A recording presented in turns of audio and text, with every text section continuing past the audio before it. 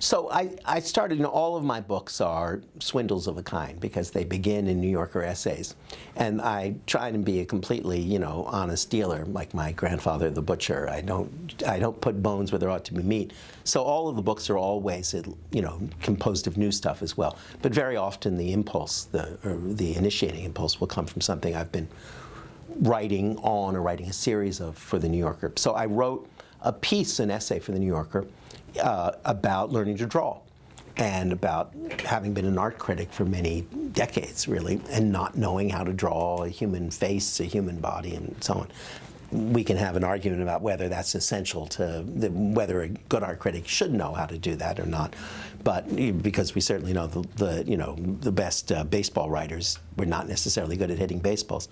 I do think that knowing how to do it badly helps you understand the nature of what it is to do it well. In any case, I wrote that essay. I had a wonderful couple of years doing that with an incredibly irascible and reactionary, in a positive, helpful way, drawing teacher named Jacob Collins. So I did that, and then I did another piece about learning to drive, because I didn't know how to drive at all. Having moved to New York from Canada when I was 20, nobody in New York drives. The idea of having a car, parking a car, keeping a car is totally alien. The only person I ever knew who really properly had a car, because some people have cars that they park, on the docks or something.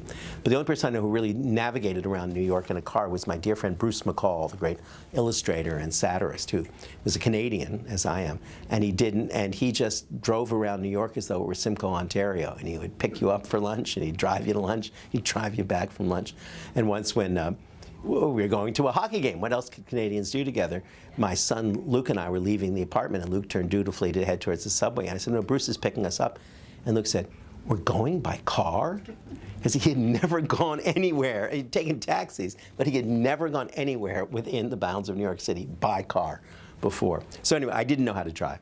And but for a variety of reasons, some of them practical and more of them psychological and compensatory, I felt I had to learn how to drive a car finally. And I got another great irascible teacher named Arturo, and I learned to drive.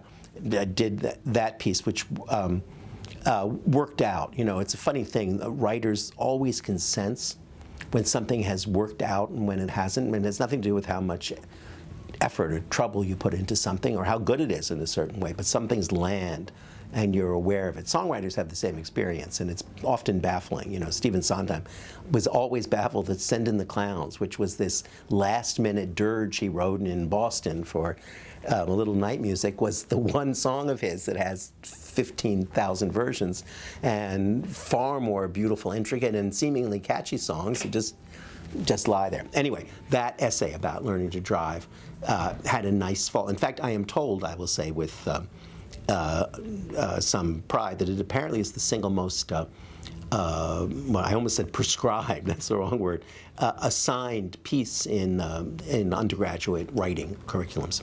So I thought, well, I've got these two pieces, and they point a path for me. They're about the quixotic and comic difficulties of learning to do things in middle age. And I thought, oh, that's an interesting subject, because it touches on so many other subjects. That, after all, is what an essay ought to do, right? It's about one very particular micro and usually comic thing, and it illuminates sideways or in depth, choosing your metaphor, some larger macro case. So I thought, oh, that'll be interesting. So then I started writing these essays, and I learned to draw, to drive, to watch magicians, not really to do magic. I learned about the culture of magic. But then to bake, to dance, to box. And in each case, none of them were done for the purposes of doing them. They each rose out of some imperative in my own life, because inevitably all of them is sort of just displaced from a human engagement. I wanted to learn to bake because my mother, with whom I have a very complicated and thorny at times and tender at other times relationship, is a great baker. And so going to bake with my mother in her crazy property in Ontario was a way of having a new kind of conversation with my mother, literally, with our common hands and the sourdough. And then at the very end of the book, during the pandemic, I took ballroom dancing lessons with my wonderful daughter Olivia, and Olivia had been going through very profound changes in her own self-image and her own way of seeing herself. She came out, and I make that sound very mysterious, but it was simple as that. And we had always been extremely close. And I thought it'd be nice if we could have a conversation with ourselves instead of with our mouths. She always hates when I say that because it makes her sound as though she's as sort of single-mindedly verbal as I am. But anyway, we started taking dance lessons together, and that's where the book ends.